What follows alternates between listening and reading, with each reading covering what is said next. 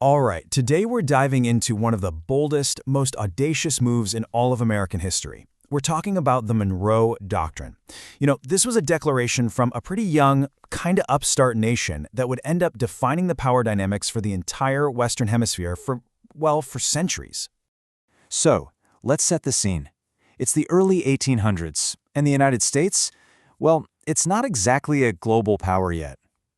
So you have to wonder, how did this young country look the mighty empires of Europe straight in the eye and basically say, hey, you see this half of the world? It's off limits. I mean, seriously, how on earth did they think they could pull that off? Okay, to really get why this doctrine even happened, you've got to understand the world it was born into. We're talking about a hemisphere that was just in total flux. It was a real powder keg, caught right between the collapse of old empires and the rise of brand new powers.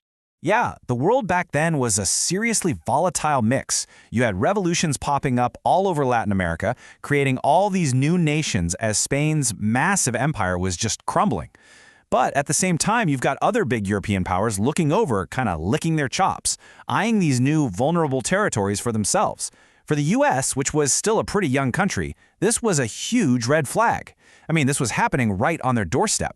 So with this very real threat of Europe trying to recolonize the hemisphere, the U.S. knew it had to do something, and do it decisively.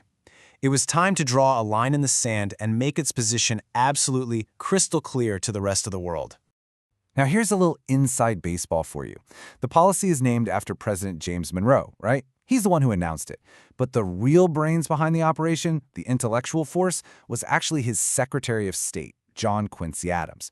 He was the one who was passionately arguing that, no, the Americas have to be free from any future European control. And the message itself? Man, it was so direct, so simple, and just incredibly audacious. What it really boiled down to was the United States posting this giant keep out sign on the front door of the entire Western Hemisphere. Just a massive, diplomatic, no trespassing sign aimed right at the old empires of Europe. So what did this keep out sign actually say? Well, it really broke down into three main rules. Rule number 1, no new colonies. Europe, you can't come over here and start new ones. Rule 2, non-interference. You have to leave the newly independent nations alone. And Rule 3, the U.S. promised to stay neutral, saying, hey, we'll stay out of your European business. It was supposed to be a two-way street. I mean, this all sounds incredibly confident, doesn't it? But here's the twist. Making a big, bold statement is one thing. Actually being able to back it up, that's a whole other story. And the truth is, back in 1823, the United States had let's call it a serious power problem. And here's the reality of that problem.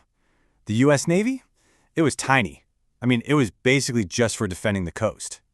Now compare that to Great Britain's Royal Navy, the undisputed heavyweight champion of the seas, with ships all over the globe.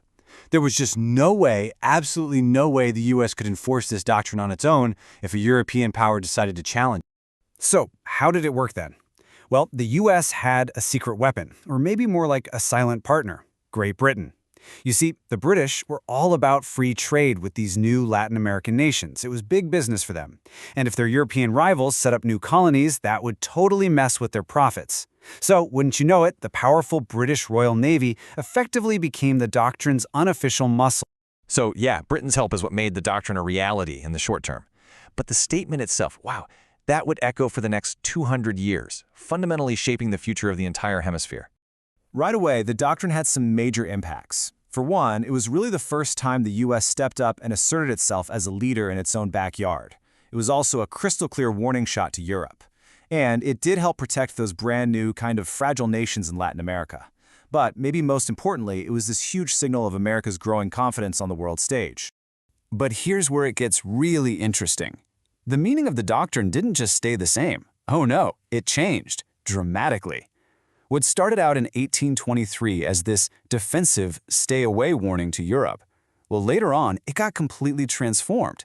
By the late 1800s and into the 20th century, U.S. presidents started using that very same doctrine to justify intervening in Latin American countries. And that, as you can imagine, created a much more complicated and, frankly, controversial legacy. So when you look at the big picture, the Monroe Doctrine was so much more than just a policy announcement. It was really a turning point. It was the moment the United States stopped thinking of itself as just a former colony and really started acting like a major power, one that was ready and willing to shape the future of its entire half of the globe. And that brings us to the big question that hangs over all of this. What was the Monroe Doctrine, really? Was it a protective shield for the Americas, holding back the old European empires? Or did it eventually become a license for the United States to intervene and dominate its own hemisphere? That's the debate, and it's one that's still very much alive today.